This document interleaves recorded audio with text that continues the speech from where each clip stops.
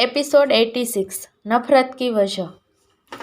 मीनाक्षी जी गुस्से में अपने कमरे के चक्कर लगा रही थी। रघुवेंद्र जी ने उन्हें देखा और अंदर आते हुए बोले, तुमने उस लड़की के साथ क्या किया है? मीनाक्षी जी उन्हें घूरते हुए बोली, आपको बड़ी चिंता हो रही है उसकी, कहीं ऐसा तो नहीं उस लड़की को देखकर आपको अभी भी उसकी याद आती है? रघुवेंद्र जी ने मुठिया भींच ली और बोले, उस बात को इतने साल हो चुके हैं, क्या अब तुम मुझे ताना देना बंद नहीं कर सकती? मीनाक्षी जी कड़वाहट से मुस्कुराते हुए बोली, कुछ बातें कभी भुलाई नहीं जाती मिस्टर सिंघानिया। आज आपकी वजह से मैं अपने बच्चों की खुशियों की दुश्मन बन गई हूँ। मैं जब भी उस लड़की को देखती हूँ मुझे उसमें उसकी माँ नजर आती है। मेरा मन करता है मैं उसकी जान ले लूँ। इसलिए तुमने उसे जान से मारने की कोशिश की। क्या तुम भूल गई हो उस लड़की में तुम्हारे बेटे की खुशियाँ बसी है? क्या तुम अरशद के लिए उस बात को भूल नहीं सकती? मीनाक्षी जी ने घूरकर उन्हें देखा और जाकर बेड के कोनर पर बैठ गए। रघुवेंद्र जी उनके पास बैठते हुए बुलाए, मीनाक्षी जी मैं जानता हूँ उस वक्त मैं गलत था और गलती तो हर इंसान से होती है, मुझसे भी हुई।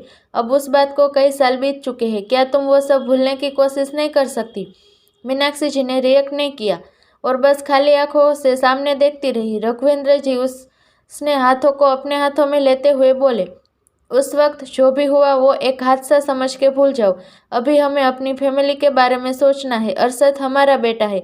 अगर हम उससे माफ़ी मांगेंगे तो वो हमें माफ़ कर देगा, वरना वो सब बर्बाद कर देगा। मीनाक्षी जी ने आंखें बंद करके गहरी सांस लेने की कोशिश की, मगर तभी उनके सामने अनन्या की मां संगीता का चेहरा आ गया और वो एकदम से खड़ी होते हुए बोली, इस बारे में आपको उस वक्त सोचना चाहिए था जब अब बहुत देर हो चुकी है। एक बार वो लड़की मर जाए उसके बाद मैं अरशद से घुटने टेक कर माफ़ी मांग लूँगी। वो मेरा बेटा है और अभी भले ही मुझसे नाराज़ है, लेकिन मुझे पूरा भरोसा है एक बार वो उस लड़की उसकी ज़िंदगी से चली गई तो वो भी वापस आ जाएगा। इतना कहकर मीनाक्षी जी वहाँ से जाने लगी। रघुवेंद्र जी उन्हें रोकना चाहते थे, मगर वो जानते थे मीनाक्षी बहुत जिद्दी है और वो मानेगी नहीं। उन्होंने एक गहरी सांस ली और अपनी उस गलती को याद किया जिसने आज उनकी फैमिली को इस मोड़ पर खड़ा कर दिया था। आज से 12 साल पहले अनन्या अपनी माँ के साथ सर्वेंट क्वार्टर में रहती थी, मगर उनका सर्वेंट क्वार्टर किसी लग्जरी कमरे से कम नहीं था। कमरा भले ही छोटा था, मगर वहाँ का मटेरियल बेस्ट था। ऊपर से अरशद हर संडे करीब 3 घंटे का समय निकलकर उसे मिलने जाता था। उस वक्त तक पूरे पैलेस में अनन्या और उसकी माँ के बारे में ही बातें होती थी। ऊपर से तो वो लोग अनन्या और उसकी माँ की बहुत तारीफ करते थे, मगर अंदर ही अंदर उन्हें बस उससे बहुत जलन होती थी। हालांकि बातें सिर्फ अनन्या और उसकी माँ को लेकर नहीं थी, बल्कि अरशद को लेकर भी बहुत सारी बातें होती थी। कुछ फीमेल सर्वेंट तो मीनाक्षी जी से अनन्या और उसकी माँ की बुराई भी करती थी और अरशद को उन दोनों माँ बेटी से दूर रखने की सलाह भी देती थी, मगर मीनाक्षी जी सभी बातों को मुस्कुराकर टाल देती थी। उन्हें अरशद पर भरोसा था और वो जानती थी वो कुछ भी गलत नहीं करेगा। लेकिन रघुवेंद्र जी को जैसे ही इस बारे में पता चला उन्हें बहुत गुस्सा आया। वो संडे का दिन था और अरशद अनन्या से मिलने सर्वेंट क्वार्टर गया था, इसलिए वो तुरंत सर्वेंट क्वार्टर चले गए। वो इतने ज़्यादा गुस्से में थे कि उन्होंने डोर नॉक ही नहीं किया और सीधे लात मारकर दरवाज़ा खोल दिया। मगर उन्होंने उम्मीद नहीं की थी अनन्या की माँ अंदर कपड़े चेंज कर रही होगी। संगीता जी बहुत सुंदर थी, लेकिन दूसरों के सामने वो जानबूझकर खुद को बदसूरत दिखाती थी। मगर जब रघुवेंद्र जी ने उन्हें देखा तो देखते ही रह गए।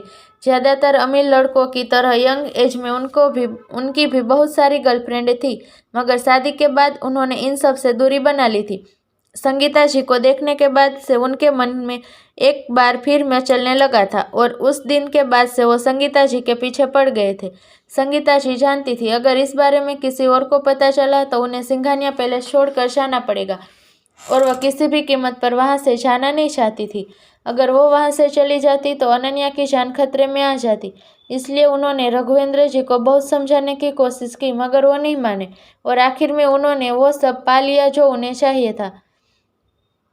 संगीता जी ने सोचा था यह सब एक बार के बाद बंद हो जाएगा, मगर ऐसा नहीं हुआ और आखिर में यह सिलसिला चलता रहा। और एक दिन मीनाक्षी जी को इस बारे में पता चल गया और उसके बाद पूरी सिंघानिया फैमिली को।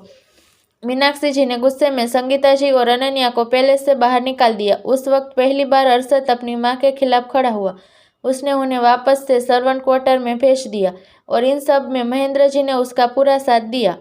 अरशद ने इस बारे में डिटेल में पता लगाया और उसे पता चला उसके डैड ने संगीता जी को ब्लैकमेल किया था।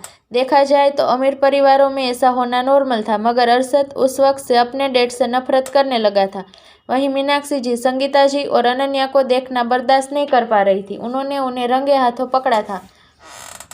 वो जब भी उन्हें देखती उनकी आंखों में खून उतर आता। आखिर में उन्होंने सारा गुस्सा रघुवेंद्र जी पर निकालना शुरू कर दिया।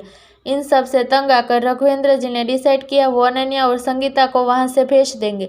इसी बीच उन्हें संगीता जी के पास्ट के बारे में पता चल गया और उन्होंने अनन्या के दादाजी को उसके बारे में इन्फॉर्म कर दिया।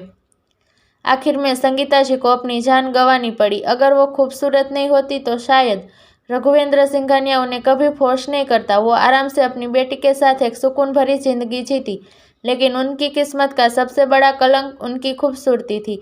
वो कभी नहीं चाहती थी उनकी बेटी के साथ ऐसा कुछ हो। उन्हें अरशद पर पूरा भरोसा था। अरशद उस वक्त उनके साथ खड़ा हुआ था जब पूरी सिंघानिया फैमिली उनके अगेंस्ट थी। आखिर में वो अनन्या को अरशद को सौंपकर इस दुनिया से चली गई।